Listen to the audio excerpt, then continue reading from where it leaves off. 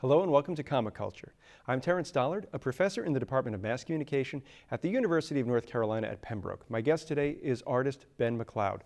Ben, welcome to Comic Culture. It's great to be here, Terrence. Ben, you are working on an anthology series called The 77. I was wondering if you could talk a little bit about that and perhaps how you got started with it.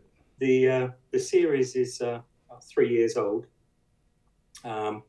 It's quite a small industry in the UK, as you're probably aware. There's only a couple of major titles, 2000 AD being one of them. And they started up about 3 years ago, sort of based off the success of a fan group, essentially, on Facebook. And the idea really was that they had a lot of artists that had previously worked in the industry, maybe for 2000 AD and others, and a lot of sort of new talent that couldn't find an avenue, So it's difficult to get into the industry in any country, I imagine, but certainly in the UK it's quite tricky. And during lockdown, I was lucky enough really to come across an ad for them. And I'd been out of the industry for a number of years. And as with a lot of people during lockdown, I reassessed my sort of life and where I was going and the choices I'd made, and thought I'd give it a go. And was lucky enough to be accepted, and it's gone from strength to strength, really. So you mentioned the differences between comics in Britain and the United States. In the United States, I think most folks are aware that we have, superhero comics, and there are other series, but we don't really have a successful and popular anthology series. And I'm sure someone will send me an email telling me that I'm wrong. But it seems that is the format that is very popular in Britain. Can you talk a little bit about that? It's true. It is true.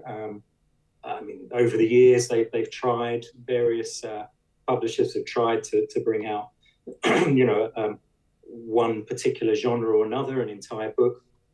But recently, not so much. And I think in many ways, the die was sort of cast years ago. With 2000 AD and Eagle and other sort of comics in what we would call the golden age, really, of British comics, back in the sort of 70s, around about there. And I think the thinking was, this is my understanding, is that, it's a small market in the UK, and in order to catch as many potential readers, you have a story for everything. A bit like the old superstores, where you'd sell underwear next to kids' toys, So I think that was the thinking, and they've sort of gone with it, really. And it is difficult. It's difficult to bring out a new title in the UK because it's quite a small market. I know you're aware. Comics take a while to produce. The artwork takes a while, and as a result, it's really quite expensive to produce a large, book, a longer book.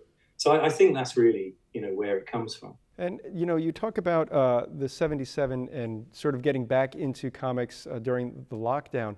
And it does take time to make comics. So when you were home, as we all were during the lockdown, did you find yourself just drawn to, sitting at the drawing table? Or were you maybe thinking to yourself, I'll experiment with some of the new digital tools out there and see if I can figure those out? I initially had some success about sort of 20 years ago.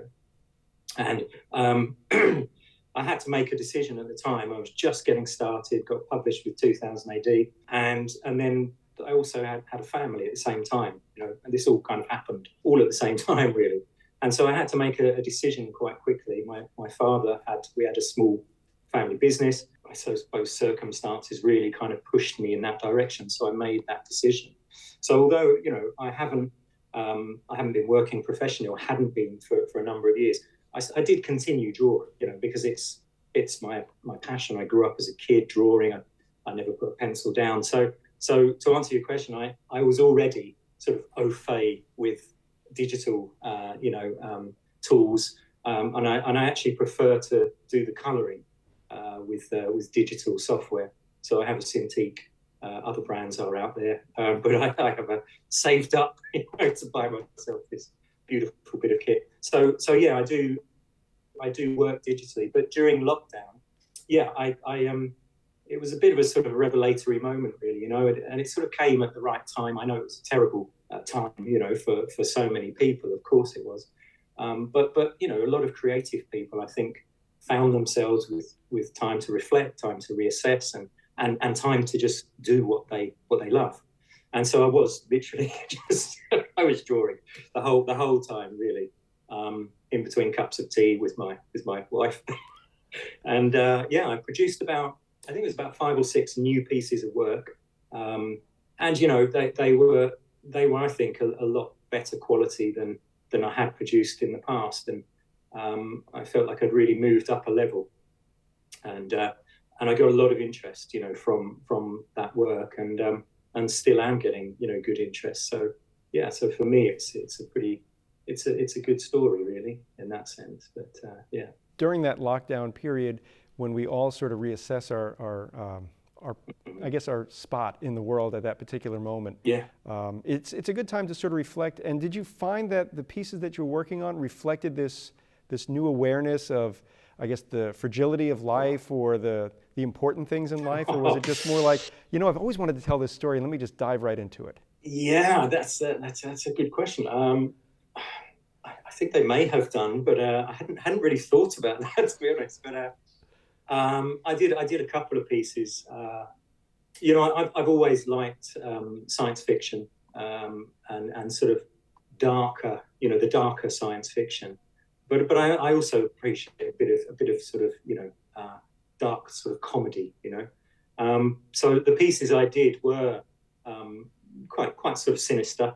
One was of my wife as the model for a character called Judge Anderson. I don't know if you've seen the Dredd movie, if you're aware of the character Judge Dredd. But he has not a sidekick so much, but another judge who's a woman called Anderson.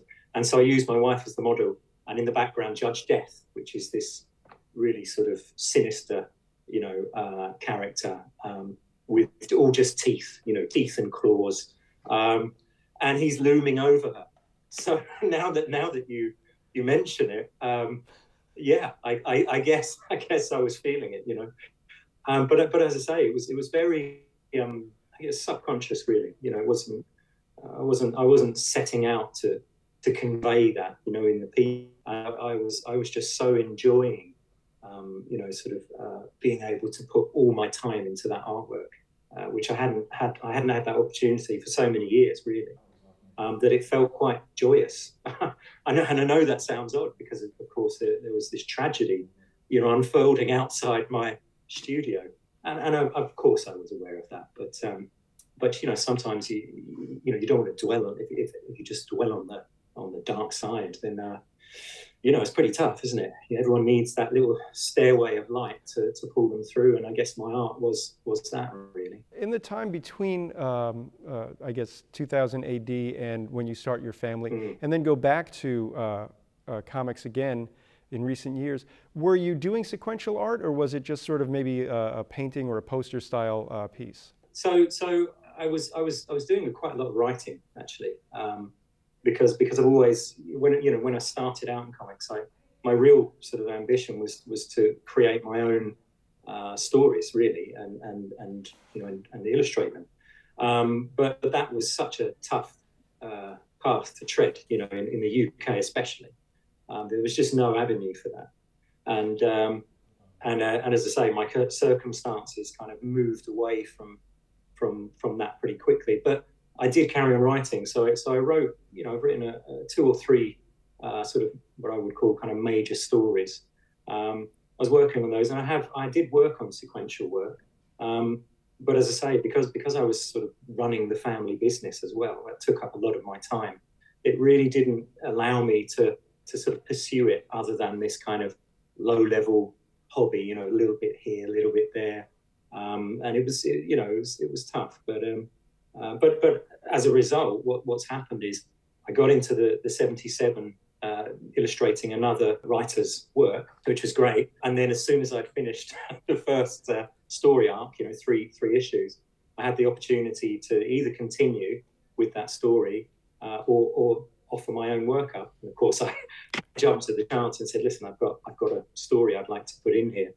So now I'm in this brilliant position, really, of I'm co-writing. I've got a friend of mine writing with me, and we sort of brainstorm, and he really kind of just polishes off my rough diamond of a overall story, And that's the Black Dog Lane story, which is in the 77. So yeah, so I was working, but as I say, sporadically, and it always felt like that I really didn't have an opportunity to get anything out there. I needed a good run at it, And you mentioned the Black Dog Lane, which is, from the pieces that I've seen, is a lot of fun. It's, if I'm correct, it's sort of like a security guard for rock bands in the 70s who sort of has to become something in this post-apocalyptic world to bring, I guess, change. Yeah.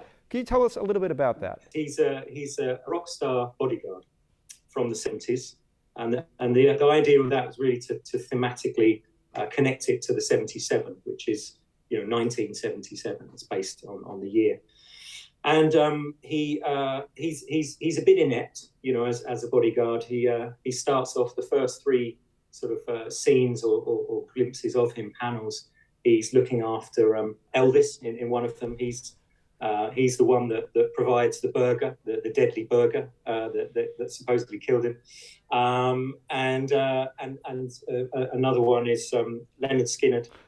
He sorts out the plane for them to fly on, and so there's a few. So he's having a bad run. He's having a bad year in 77. So he takes on a job, the only job he can get with his firm at a sort of scientific institute, in the UK, and they're working, unbeknownst to him, they're working on sort of wormhole technology back in the 70s. And to cut a long story short, he first of all falls in love, and his whole world is turning around, and he can't believe his luck. But then he's sucked through a vortex into this apocalyptic future, and it's really, the story is it's like he wants to get back, he needs to get back, but he ends up becoming this. They believe that he's this figure called the Kingslayer, because they can look, they read his memories using this disgusting alien that attaches and sucks the memories out of his head, and they see that he feels he's responsible for killing the king, of course, Elvis, and they believe that he is the Kingslayer, which is this prophesied character that will save humanity in the future, and it's really from then on it's the adventures of him in the future. He wants to get back to the 70s, and you have glimpses of his past. He worked with Jimi Hendrix in issue 2. You get a glimpse of him. He's the one that was sent out to get lighter fuel to set his guitar on fire. And the beauty of it really is that you can. I made him a bodyguard to the rock stars really because it gives you access to these fantastic, iconic moments and people in history, and there's always room to just squeeze in a character like our man, who's he's actually called Lonigan Wolf, which is sort of based on Lone Wolf, which is the Japanese series, because he ends up with a child, and him and this child are on this journey, and that was sort of inspired really by the Lone Wolf series. So I called him Lonigan Wolf as a sort of tribute to that. Yeah. So I think I could carry on, but I'm sure I think that's enough, isn't it? Well, it's fantastic because you have this aesthetic that works so well. I mean, I looked at some of the pieces, and he looks like he's a 70s bodyguard for a rock band. And then the one cover that I've seen is it's sort of I guess a tribute to the cover of Bat Out of Hell, which was one of those albums that my sister listened to in the car all the time when she would take us to the store or the beach. And is there some kind of connection where you're intentionally going back to that glory day of album work? There is. There's some of that. That was. This is interesting because at the time, well, there's a brief story to tell you. Just before this, I put Sean Connery into the story that I did before, the first story in 77, just as a model, but it was clearly Sean Connery, and then he died, and it was like okay, well, that's obviously not my fault, that's fine. Then I decided to draw the cover. I had the opportunity to do the front cover, of issue 7, which was the beginning of my story, Black Dog Lane, and I really actually chose the cover because it was this iconic band, this 70s. I mean, really, that's sort of. I mean, that is 70s rock, big, over the top, And although really, I would say Meatloaf I enjoyed it, but I was really more of a Led Zeppelin, Leonard Skinner kind of fan, as I was growing up, and I kind of missed that era. But anyway, I was close enough to it to love that kind of rock. But I chose it really for Richard Corbin, who did the cover, because he died the year before. So my intention was to pay tribute to Corbin, who I thought was just a fantastic artist, and so that was the tribute. But between illustrating it, I'd actually finished it before it came out. Meatloaf died, and then I had all these emails coming in from the fans of the '77 saying, "You've killed another one." Hey, whoa! So they were asking me to draw pictures of, Boris. Donald Trump was one of the. So I had a few, So I don't think there's anything. So I don't think. I mean, art is pretty powerful, but there are limits, right? Well, I think you could turn this into your next arc, of course, as the artist who accidentally kills everybody. Yeah, good. I could. There's another story in there. There's another book. I did want to talk about, I believe it was The Trackless Depths, which is the story that you did before. And this is the one that you were providing art for someone else's story? Yeah, Dave Bedford was the artist. And he's doing really well. He's, a lot of the talent on the 77, you have a mixture of sort of people like myself. There's another couple of artists who, for one reason or another, didn't pursue the career early on and have come back to it later. But Dave is I think quite new to writing, but he's pretty prolific, and he seems to be producing quite a lot of very varied work, So and he was great to work with. His script, there wasn't much in it, but it really captured the time, which was the late 1800s. The cutter, those like the Cutty Sark and those ships that traveled to what was the empire back in the day, the British Empire, raping and pillaging the world, really, but we call it the British Empire. But yeah, the script somehow, in very few words, really captured that feel. So it was really fun doing it. It's pretty challenging. Those old sailing ships. There's a lot of rope, to draw. And so that was quite challenging. Getting it right, was a challenge. But it's a challenge is good. It's always good to challenge yourself with new things. It's fascinating because you were able to draw a character that you based on Sean Connery, and then when I saw the picture originally, I'm like, that looks like Sean Connery, and it was circa, I believe, when he did the film The Man Who Would Be King, and then I read the description that you were sort of inspired by it. But then he's next to another character who, again, has this look of someone who's been on the sea for decades, just to this worn face and this beautiful rendered pencil. But I'm assuming that when you get this ready for publishing, you're doing something with it digitally to either color it or ink it and get it ready to print. Yeah, so it's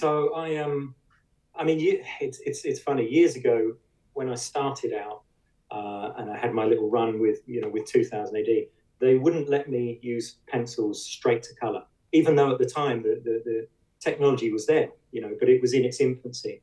Now, you see it everywhere. You pick up a graphic novel and there's paint, there's pencil, there's a whole mixture of stuff, but it was still very much black line work and flat color, pretty flat, But then when I came to do this one, I realized I can sort of do what I like, and it's a smaller production. It's not 2000 AD is quite a large publication, and really, if they say jump, you're going to have to jump. So so I managed to just to put the pencils in, but I use a software called Clip Studio, which used to be Manga Studio back in the day, and it's very similar to Photoshop.